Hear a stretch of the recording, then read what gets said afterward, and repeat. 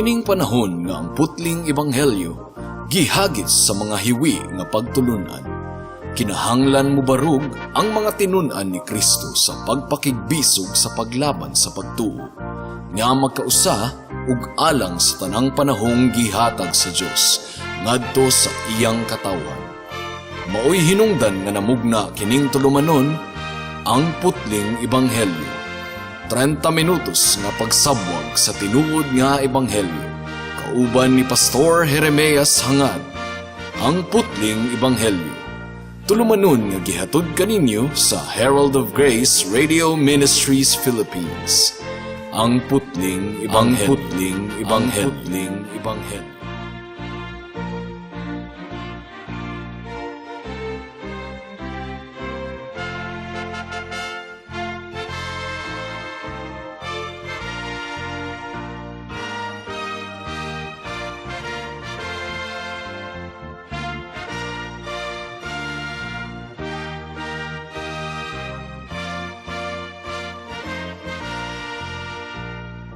Mayong hapon, Dapitan City, Dipolog City, Zamboanga del Norte, Zamboanga Sibugay, Misamis Occidental ug kutob sa tanang gidala sa Ginoo sa pagpaminaw niining atong programa nga giuluhan og ang putling ebanghelyo.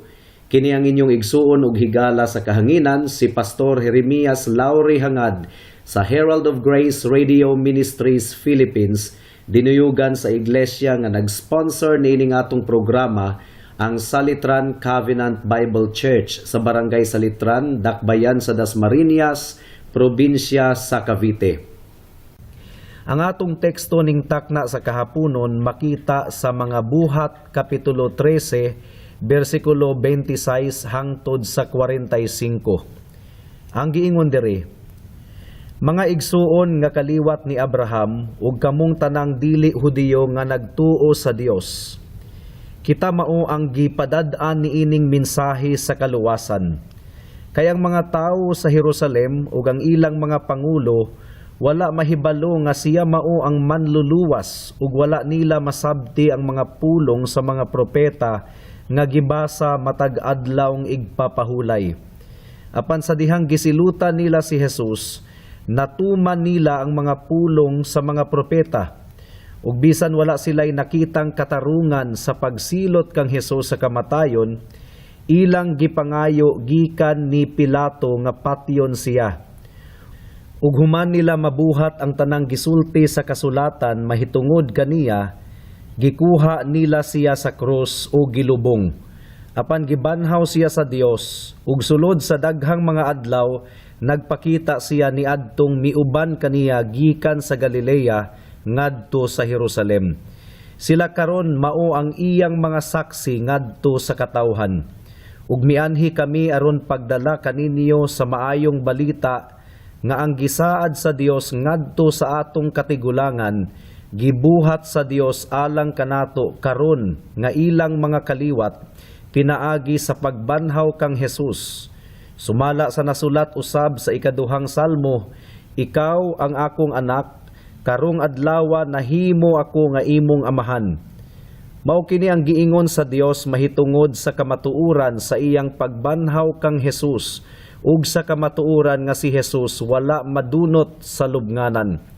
Ihatag ko kanimo ang balaan ug kasaligang panalangin nga akong gisaad kang David. Sumala usab sa iyang giingon sa laing bahin sa kasulatan, dili mo itugot nga madunot sa lubnganan ang imong balaang sulugoon. Kay sa iyang panahon, nagtuman si David sa gisugo sa Dios ug unya namatay ug gilubong tupad sa iyang katigulangan ug nadunot. Apan ang gibanhaw sa Dios wala madunot. Busa mga igsuon ko, angay kamong masayod nga pinaagi kang Hesus, gisangyaw diha kaninyo ang kapasayloan sa mga sala. Ug hibaluin ninyo nga ang tanan nga nagtuo kaniya naluwas sa tanang mga sala. Butang nga dili mahimo sa balaod ni Moises. Busa pagmatngon kamo aron dili mahitabo kaninyo ang giingon sa mga propeta. Mga mayubiton, katingala og pangamatay kamo, kay aduna ako'y gibuhat sa inyong panahon nga dili gayud ninyo tuuhan bisan kun adunay magsugilon niini kaninyo. Sa pagpanggula na ni Pablo ug ni Bernabe sa sinagoga, gidapit sila sa mga tawo sa pagbalik sa sunod adlawng igpapahulay aron saysayan pa sila niining mga butanga. Ug sa natapos na ang tigom sa sinagoga, daghang mga Hudiyo ug mga dili Hudiyo nga nakabig ngadto sa tinuuhan sa mga Hudiyo ang misunod kang Pablo ug kang Bernabe. Gimaymayan nila ang mga tawo ug gidasig sa pagpabilin diha sa grasya sa Dios. Sa pagkasunod adlawng igpapahulay, hapit ang tanang tawo sa lungsod miadto aron sa pagpamati sa pulong sa Ginoo. Sa pagkakita sa mga Hudiyo sa daghang mga tawo, nangasina sila ug misupak sa gisulti ni Pablo ug ilang gipakaulawan siya. Apan midugang hinuon ang kaisog ni Pablo ug ni Bernabe ug miingon sila, kinahanglan nga kamuunta ang unang suginlan sa pulong sa Dios. Apan gisalikway maninyo kini ug naghukom kamo sa inyong kaugalingon nga dili takos sa kinabuhing dayon. Biyaan kamo namo ug mangadto kami sa mga dili Hudiyo.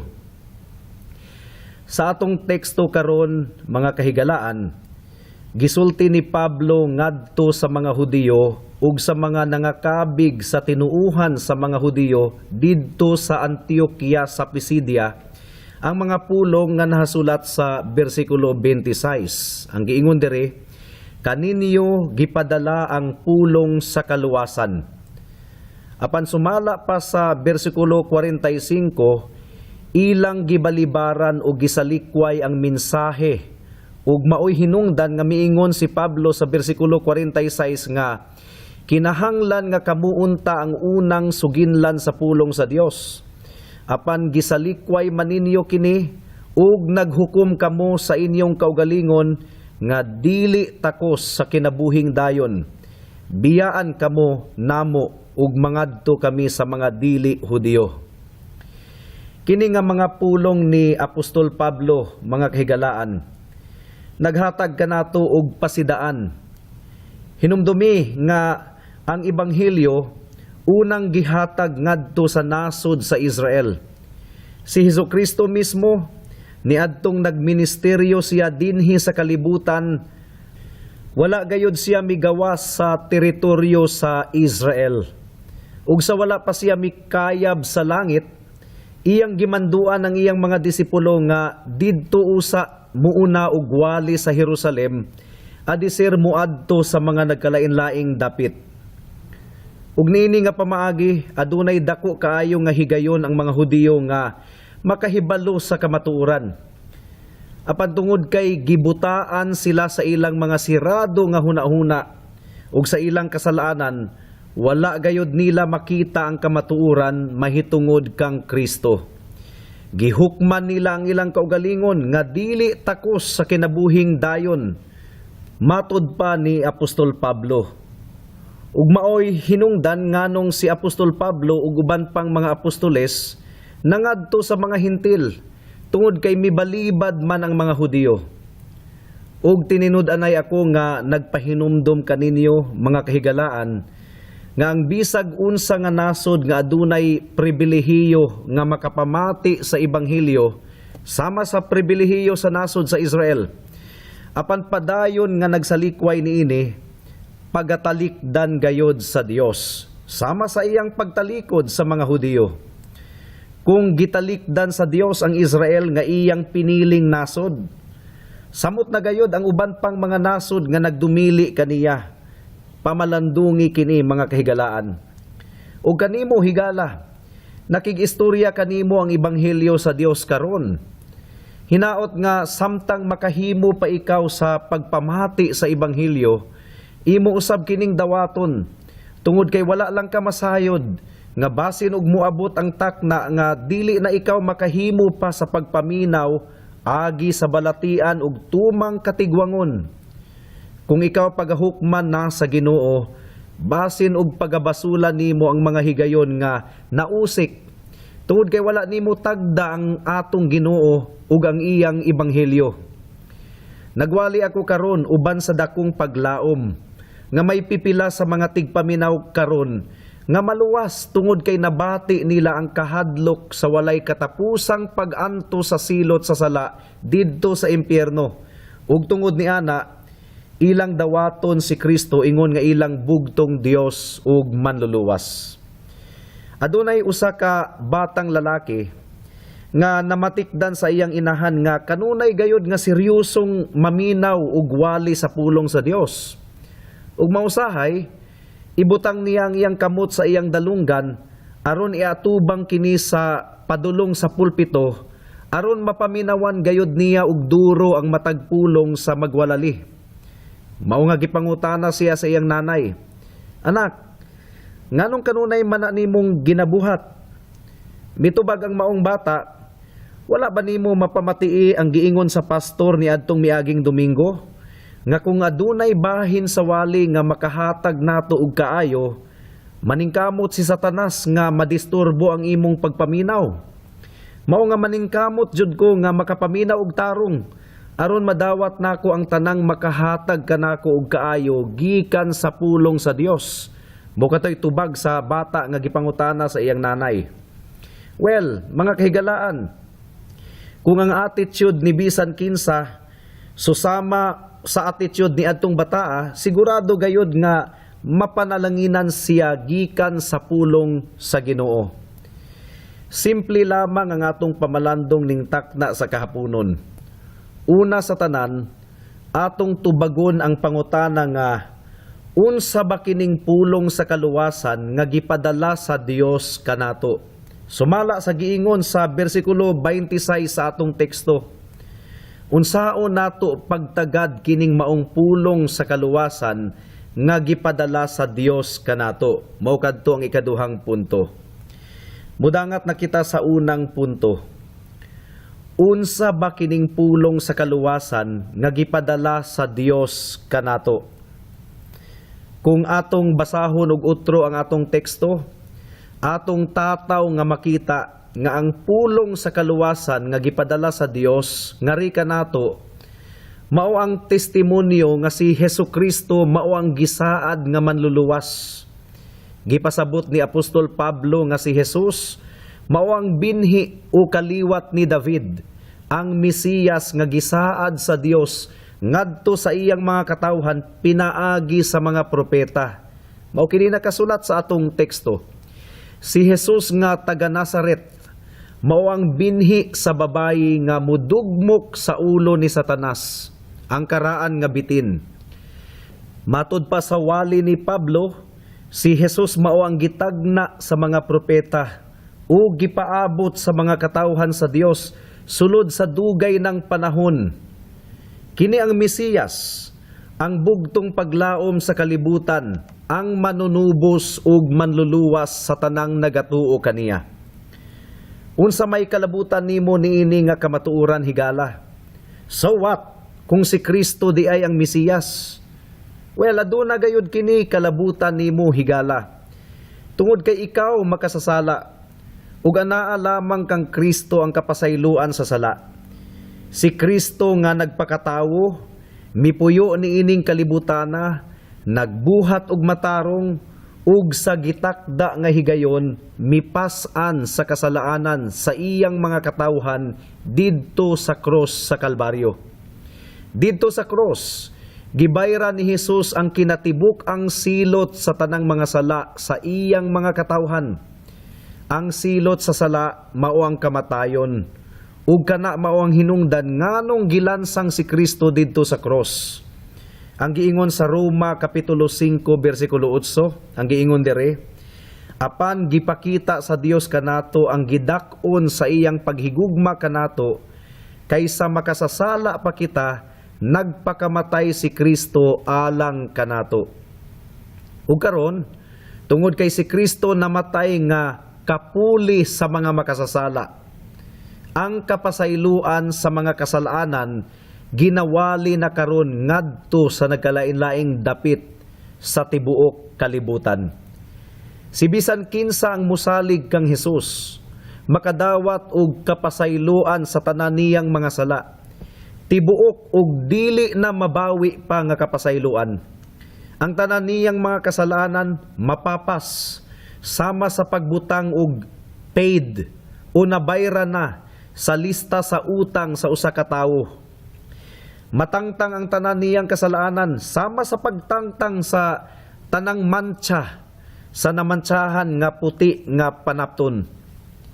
So kinsa pa man ang mangahas sa pagsumbong sa usa ka tawo kang kinsang kasalanan gipasaylo na ni Kristo. Kini nga kapasayloan mga kahigalaan ginawali namo karon kaninyo nga imong maangkon pinaagi kang Hesukristo kung ikaw mutuo ug musalig kaniya. Ang pulong niini nga kaluwasan mao ang pagmantala sa hingpit nga kaluwasan pinaagi sa manunubos nga nabanhaw. Tungod kay matud pa ni Apostol Pablo sa bersikulo 39 ang giingon dire, busa mga igsuon ko, angay kamong masayod nga pinaagi kang Hesus gisangyaw diha kaninyo ang kapasayloan sa mga sala. Ug hibaluin ninyo nga ang tanan nga nagtuo kaniya naluwas sa tanang mga sala, butang nga dili mahimo sa balaod ni Moises.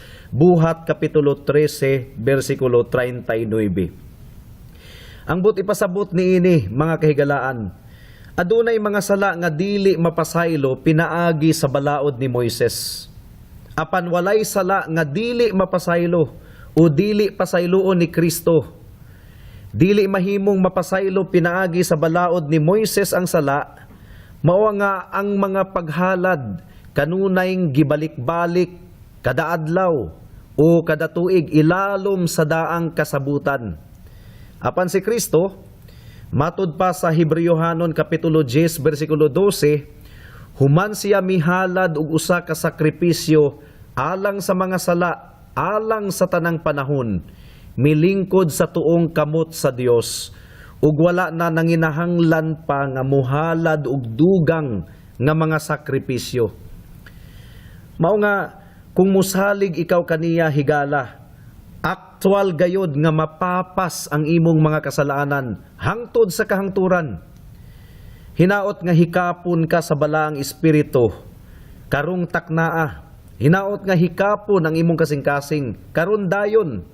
Aron ibutang nimo ang imong tibuok ug bugto nga pagsalig kang Hesus lamang alang sa imong kaluwasan. Mudangat na kita sa ikaduhang punto. Ug ang ikaduha nga pangutana sa atong pamalandong mao kini. Unsay imong tubag niining pulong sa kaluwasan nga gisugilon kanimo karon? Well, daghang mga tawo ang misalikway niining maong pulong sa kaluwasan. Tungod kay nagpasabot kini mga kahigalaan nga kung ilang dawaton si Kristo ingon nga ilang manunubos ug manluluwas, kinahanglang hinulsulan nila ang ilang mga sala, talikdan kini ug musunod kang Kristo diha sa pagkamatarong. Hinumdumi nga ang sala sa mga katawhan mao ang hinungdan nganong gihalad ni Kristo ang iyang kaugalingon ngadto sa kamatayon didto sa krus. Ug kining mga tawhana nga misalikway sa ebanghelyo, nasayod sila sa ilang konsensya nga dili pwedeng mahiusa sila ni Kristo apan magpabilin gihapon sa pagkinabuhi sa kasalanan. Kinahanglang talikdan gayud nila ang sala aron sila mahiusa kang Kristo. Nasabtan kaayo kini ni Gobernador Felix sa mga buhat kapitulo 24 bersikulo 24 hangtod sa 25. Mao nga sa dihang gimantala ni Apostol Pablo kaniya ang mahitungod sa pagkinabuhing matarong, pagpugong sa kaugalingon, sa paghukom nga taliabot, naglain kaayo ang iyang pamati mga higala. Ug iyan ang gitapos dayon ang panaghisgutay kauban ni Apostol Pablo. Gipasumangil raniya og ingon og makalakaw ka na, ipatawag ko raon niya ikaw kung may higayon ako. Apan ang tinuod gayod, mga kahigalaan, ang tinuod gayod nga buot ipasabot ni Gobernador Felix ni adto, mao nga dili na siya ganahan nga maminaw pa kang Apostol Pablo, tungod kay naglain naman ang iyang pamati ni adtong naghisgot si Pablo mahitungod sa pagkinabuhing matarong. Klaruhon nato kini, mga kahigalaan. Duha lang gayod ang kapilian. It's either nahigugma ka kang Kristo o wala ka mahigugma kaniya. Asa man sa duha ang tinuod kanimo. Kanang giingon nimo nga sa sunod na lang. Dili na tinuod. Giimbento ka na nga mga pulong ni Satanas aron maduso niya ang mga tawo nga isalikway si Kristo nga dili ra kaayo mabantayan. Mao nga nag-awhag ako kanimo karon higala. Ug dili nato kini palabyon nga higayon. Unya-unyaon bagihapon nimo ang Ginoo o karon na musurrender ka na kaniya. Hinumdumi higala nga nagkaduol na kita sa atong kamatayon. Ayaw nagayod intawon paglangan-langan pa. Kay daghan ng nangalaglag nga mga langanan, daghan ng nangalaglag nga mga langanang katawhan nga nag-une-unya sa ilang pagtubag sa tawag sa hagit sa Ebanghelyo, sa paghinulsol ug pagtuo kang Hesus, ingon nga bugtong Dios ug manluluwas. O hinaot nga pahubukon sa Dios ang imong kasing-kasing higala, aron imong tinguhaon ang paghinulsol ug pagtalikod sa sala, ug ang pagtuo ug pagsalig kang Hesus alang sa imong kaluwasan.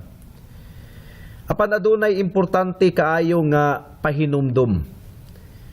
Ayaw og salig sa imong mga paghilak, sa imong pagkahinimbahon, o sa bisan unsa. Salig lamang kang Hesukristo. Adto ka mututo kaniya ug dili sa imong kaugalingon. Ang giingon sa Ginoo sa Isaias kapitulo 45 bersikulo 22, "Dangup kanako aron maluwas kamo, katawhan sa tibuok kalibutan, kay ako mao ang Dios ug wala nay lain." Busa higala, ayaw ug saligi ang imong pagkahilig sa Bible study, pagkahilig sa pagsimba, pagkahilig sa pagbasa ug Biblia. Well, I'm not saying that these things are bad. Apan kung ibutang nimo ang imong pagsalig sa bisan unsa nga anaa kanimo, dili gayud ikaw maluwas. Salig kang Hesus lamang higala. Karon dayon. Adunay istorya mahitungod sa usa ka barko nga na-stranded sa tunga sa lawom nga kadagatan, or at least nagtuo ang kapitan nga tuwa sila sa tunga sa kadagatan. Ug nahutda na sila og tubig nga mainom. Ug pila na kaadlaw nga giuhaw na gayud kaayo silang tanan. Apan good news, adunay lain pang barko nga milabay sa lugar diin sila na stranded. Mao nga misinggit ang kapitan, "Hatagi mi og tubig. Kamatyonon na kaayo kami sa kauhaw." Imagine ninyo, mga kahigalaan, kung unsa na lang gayod kadako ang kakurat sa maong kapitan kung ingon niini ang tubag sa iyang hangyo. Pagkalos og tubig nga imnon sa katubigan kung asa mo naglutaw karon. Naaman mo sa suba sa Amazon, presko man ang tubig dinhi, mainom gayud kaayo. Higala, basin og naghunahuna ka nga na-stranded ka sa lawod, sa parat nga kadagatan. Apan dili ka na tinuod, gipalibutan ka karon sa kaluoy sa Ginoo. Pagkalos og tubig sa kaluoy sa Dios ug imna kini. Salig lamang kang Hesus. Luwason kaniya kung musalig ka lamang kaniya. Gipangutana ba nimo karon kung unsa ang imong buhaton aron ikaw maluwas?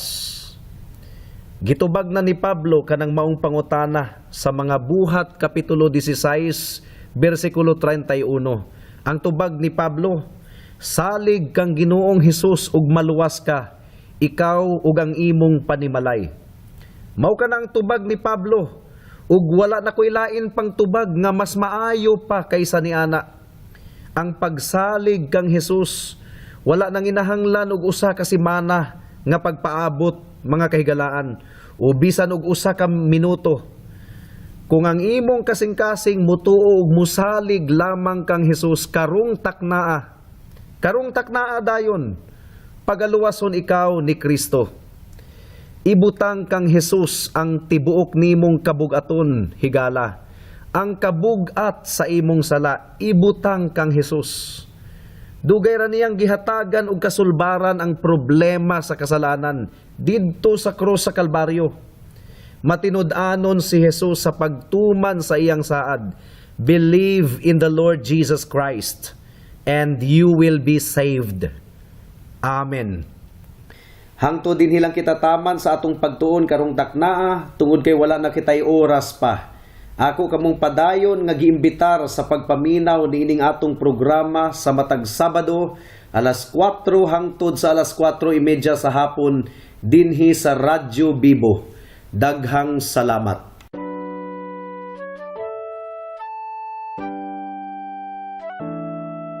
Noon ay bulag ako sa daan ng kaligtasan. Tulad ng marami, nakatuon ako sa sarili. Mabait naman at matulungin at walang kapwang inabuso. Kung kaya't ang tiwala ko, malamang ligtas ako.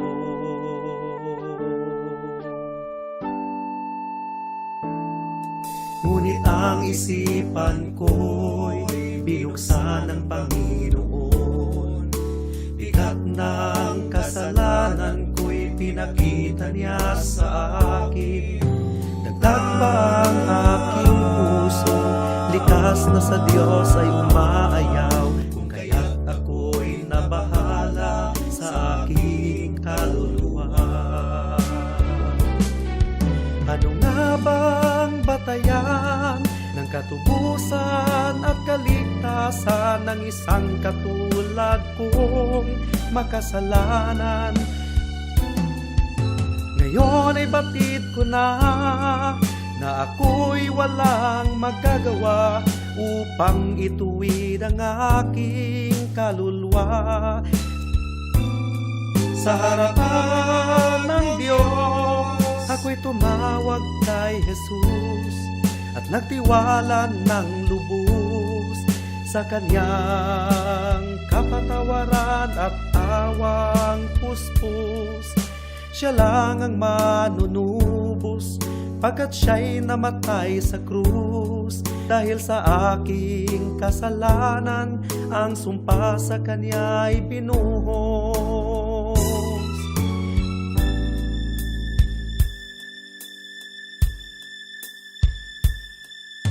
Ngayon ay tiyak ko na ang aking kaligtasan, aking nararanasan, tunay na kapayapaan. Ang puso ko'y binago niya, ang buhay ko'y inayos niya. Purihin si Jesus sa dakilang biyaya niya. Ang puso ko'y binago niya, ang buhay ko'y inayos niya. Purihin si Jesus sa dakilang biyaya niya. Unang Juan, Kapitulo 2. Mga anak, gisulatan ko kamo niini aron dili na kamo magpakasala. Apan kun may makasala, may manlalaban kita nga si Jesucristo ang matarong. Siya maoy mga tubang sa amahan. Siya mao ang halad aron mapasaylo ang atong mga sala, og dili lang kay ang atora, kundili ang mga sala usab sa tanang tao. Kun tumano nato ang mga sugo sa Dios, mapaniguro nato nga nakaila kita kaniya. Kun may moingon, nakaila ako sa Dios, apan wala magtuman sa iyang gisugo, bakakon kanang tawhana, og wala kaniya ang kamatuoran. Apan ang nagtuman sa iyang sugo, nahingpit diha kaniya ang gugma sa Dios. Mahibalawan nato nga nagkinabuhi kita sumala sa kabubuton sa Dios, pinaagi niini. Ang nag-ingon nga siya anaa sa Dios, kinahanglan magkinabuhi sama kang Hesukristo.